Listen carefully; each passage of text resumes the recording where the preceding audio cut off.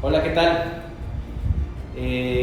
Al estudiar las fuentes formales, reales e históricas que vimos en el curso de introducción al estudio del derecho, siempre hemos observado la legislación, la costumbre, la jurisprudencia y la doctrina.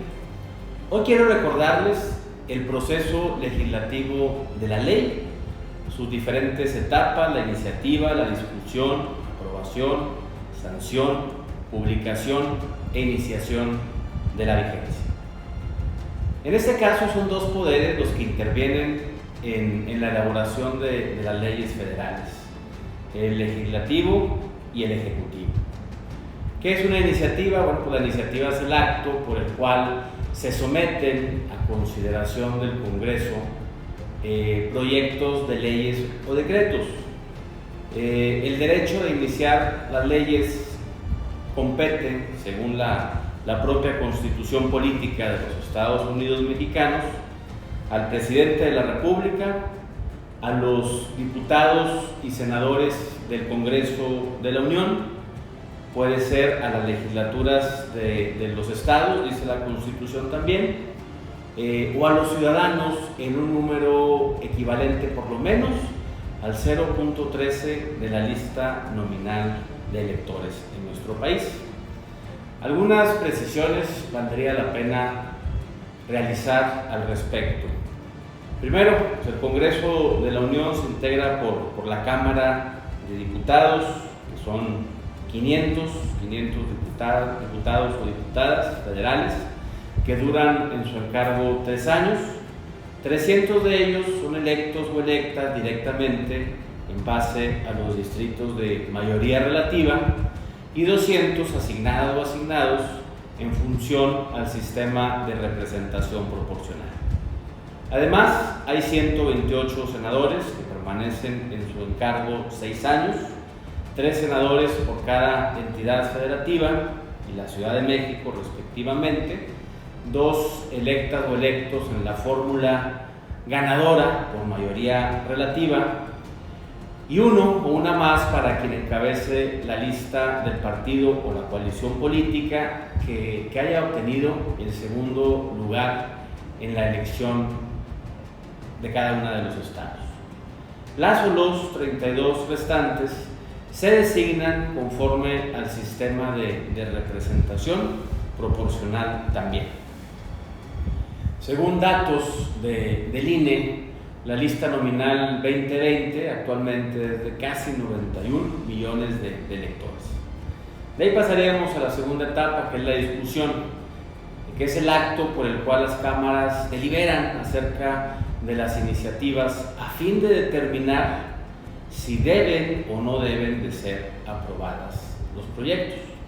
Todo proyecto de ley o decreto cuya resolución no sea exclusiva de alguna de las cámaras se discutirá sucesivamente en ambas cámaras, observando la ley del Congreso y los propios reglamentos al respecto. Ahí pasamos a la tercera etapa, la aprobación. Es el acto por el cual las cámaras aceptan un proyecto de ley. La aprobación puede ser total o puede ser parcial, y de ahí procedemos a la sanción, que se le da esta denominación a la aceptación de una iniciativa por parte del Poder Ejecutivo. La sanción es posterior a la aprobación del proyecto por parte de las cámaras, y el presidente de la República puede negar su sanción a un proyecto que ya haya sido admitido por el Congreso de la Unión, lo que se conoce coloquialmente como el derecho de veto. Sin embargo, esta facultad no es absoluta. La quinta etapa es la publicación. Es el acto por el cual la ley aprobada y ya sancionada se da a conocer a quienes deberán cumplirla. Se hace a través del diario oficial de la Federación para darla a conocer a los habitantes.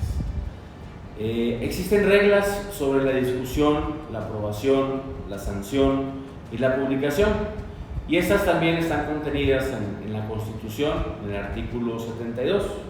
Vamos a platicarlas. Primero, aprobado un proyecto en la Cámara de Origen, pasará a discusión a la otra Cámara. Si ésta lo aprueba, se remite al Ejecutivo, quien, si no tiene observaciones, lo publica.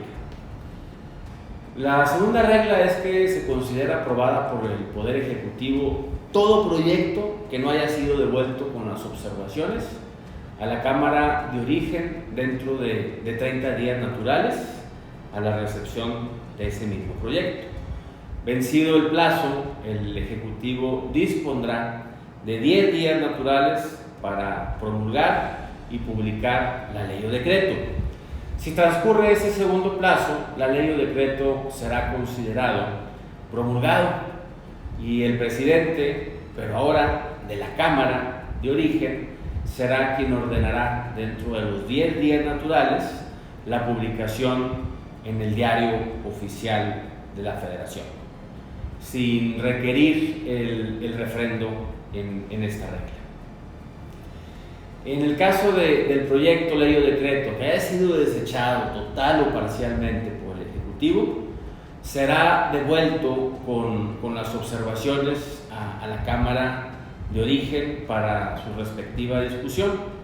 Si es confirmado por 2/3 partes del total de los votos, pasa a la Cámara Revisora, y si es sancionado por la misma mayoría, el proyecto de ley o decreto volverá al Ejecutivo para su debida promulgación. También existe la regla que contempla la Constitución de que si algún proyecto de ley es desechado en la totalidad por la Cámara Revisora, volverá a la de origen con las observaciones, y si examinado de nueva cuenta se aprueba por la mayoría absoluta de los presentes, se vuelve a la Cámara que lo desechó, lo cual toma en consideración, y si lo aprueba por la misma mayoría, pasa entonces al Ejecutivo. Pero si éste lo reprueba, no se volverá a presentar en el mismo periodo de sesiones que corresponda. Siguiendo con estas reglas, si un proyecto de ley es desechado en parte o modificado o adicionado incluso por la Cámara Revisora, la nueva discusión de la Cámara de Origen será únicamente sobre lo que haya sido desechado, modificado o adicionado, sin alterar los artículos o la parte que ya había sido aprobada con antelación. En la interpretación, reforma o derogación de las leyes o decretos, se observarán siempre los mismos trámites establecidos para la formación de los proyectos de ley. Todo proyecto de ley que fuera desechado en la Cámara de Origen no podrá volver a presentarse en las sesiones de ese año que corresponde. Continuando con las reglas, bueno, la formación de las leyes o decretos puede comenzar indistintamente en cualquiera de las dos cámaras, salvo en los casos de proyectos sobre los empréstitos, sobre impuestos y en el caso del reclutamiento de tropas, que necesariamente deberán discutirse primero en la Cámara de Diputados.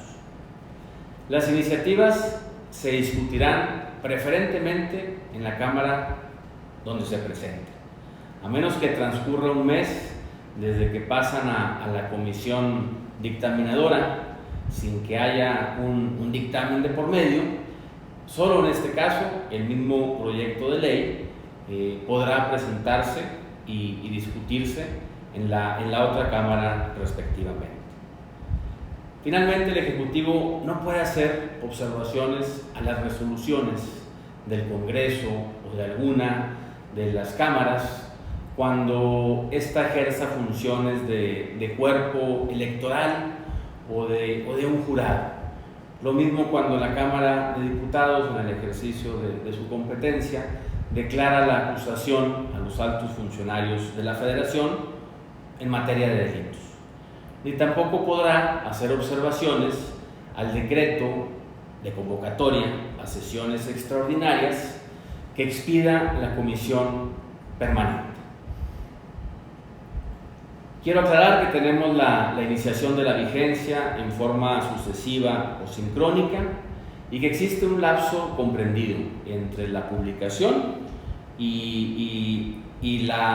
entre la publicación y la vigencia de la ley, que recibe el nombre de la vacatio legis, un término durante el cual racionalmente los habitantes destinatarios estarán en condiciones de conocer y cumplir las disposiciones normativas. Concluido este lapso, la ley obliga. Recordemos que la ignorancia de la ley no exime de su cumplimiento. Con este proceso legislativo se pone de manifiesto el clima y el alcance del debate y la representación de un proceso legislativo en la elaboración de las normas jurídicas. Te invitamos a seguir Apuntes Juris 2020. Un saludo a todas y todos.